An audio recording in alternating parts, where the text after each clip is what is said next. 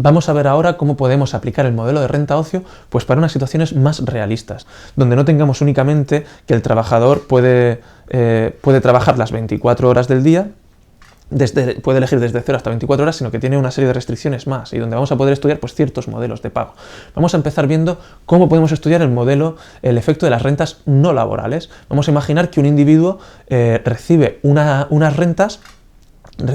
renta a cambio de no trabajar, pues por ejemplo porque tiene una paga de la familia, ¿no? Pues un estudiante que recibe una paga familiar o un pensionista que recibe una pensión. Estos individuos tienen una paga por no trabajar. Bueno, en el modelo de renta ocio habitual, la restricción presupuestaria pues parte de 24 horas de ocio y llega hasta pues 0 horas de ocio y lo que el individuo ganaría con toda la renta, con esa renta que tenemos ahí.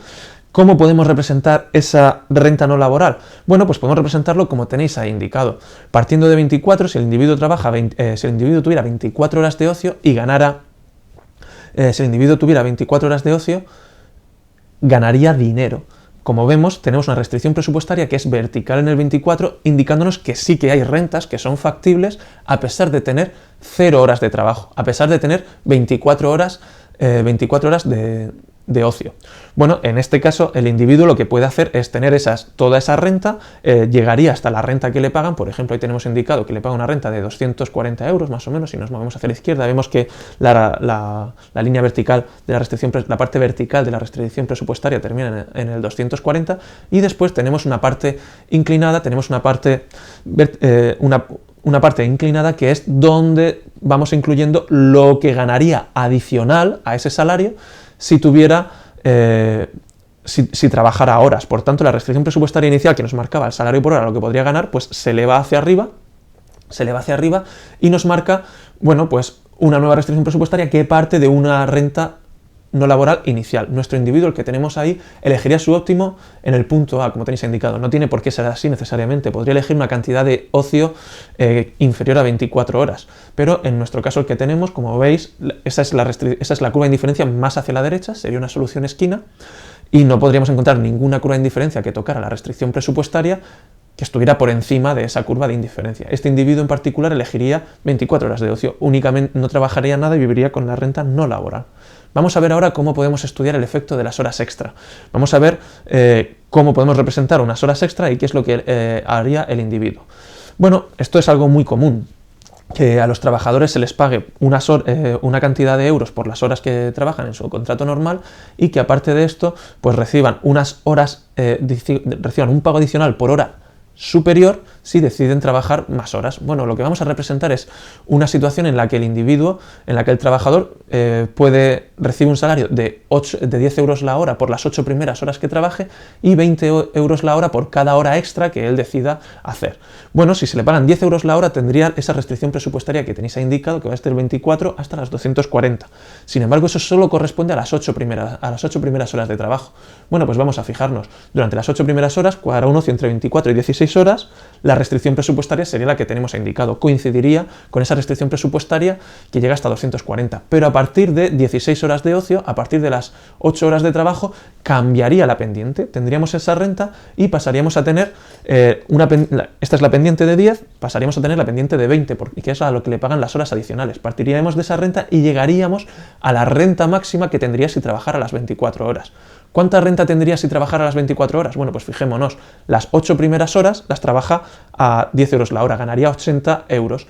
Las 16 horas restantes las trabajaría a 20 euros la hora, ganaría 320 euros por esas 16 horas restantes a 20 euros la hora. Bueno, pues 320 euros más los 80 euros por las 8 primeras horas, quiere decir que si trabaja las 24 horas llegaría hasta los 400 euros, que los tenéis ahí indicado. Esta restricción presupuestaria está partida con el coste de oportunidad de una hora de ocio para las 8 primeras horas de trabajo y para las siguientes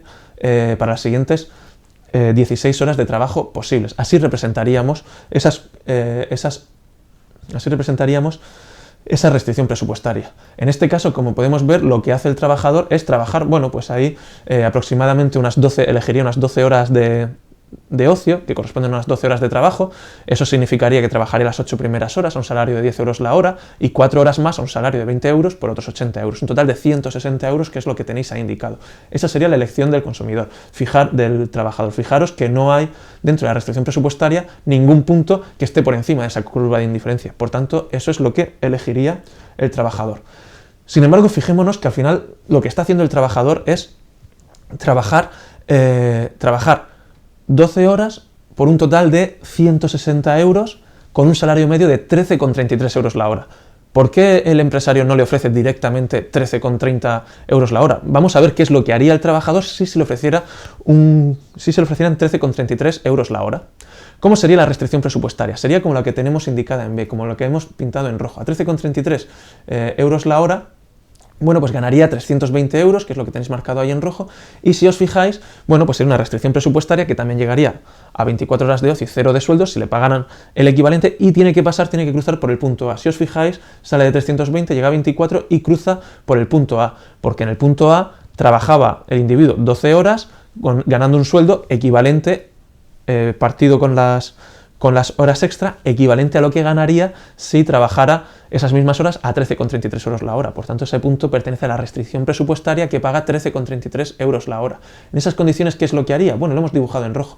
Fijaros que la restricción presupuestaria nueva, la roja, corta a la curva de indiferencia antigua, a la negra, y le pasa por encima. Esto tiene que ser así. En el punto A, si os fijáis, la curva de indiferencia, el óptimo de la curva de indiferencia antigua, de la negra, tiene que coincidir con la pendiente de la negra, con la pendiente de la restricción presupuestaria. La nueva restricción presupuestaria es más planita en ese punto A.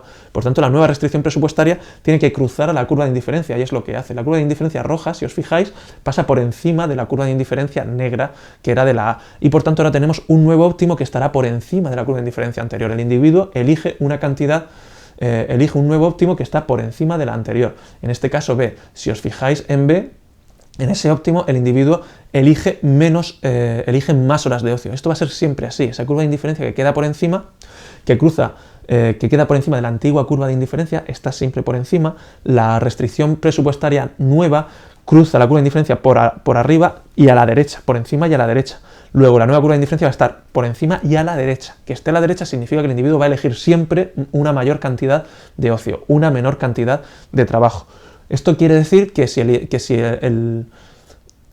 el empresario le paga mediante el mecanismo de primas, con distintas pendientes, con una restricción presupuestaria partida, va a conseguir que el individuo elija una cantidad de horas de trabajo superiores a las que elegiría si les pagara el equivalente en horas media. Si el individuo fuera pagado a 13,33 euros la hora por todas las horas que eligiera, elegiría menos horas de trabajo que si se le ofrecen 8 horas, 10 euros por las primeras 8 horas y 20 por el resto. Termina eligiendo exactamente las mismas, termina ganando 13,33 euros la hora, pero él termina decidiendo trabajar por sí mismo más horas que en el otro caso.